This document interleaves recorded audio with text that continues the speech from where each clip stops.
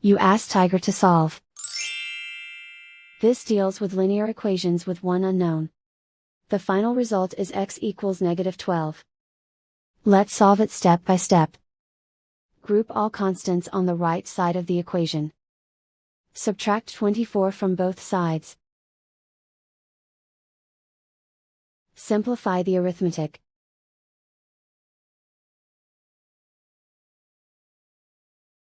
Isolate the x. Divide both sides by 2. Simplify the fraction. Find the greatest common factor of the numerator and denominator. Factor out and cancel the greatest common factor. And so the final result is x equals -12.